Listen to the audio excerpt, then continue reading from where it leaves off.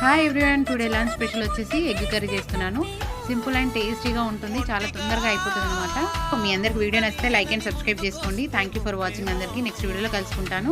Bye bye అందరికీ.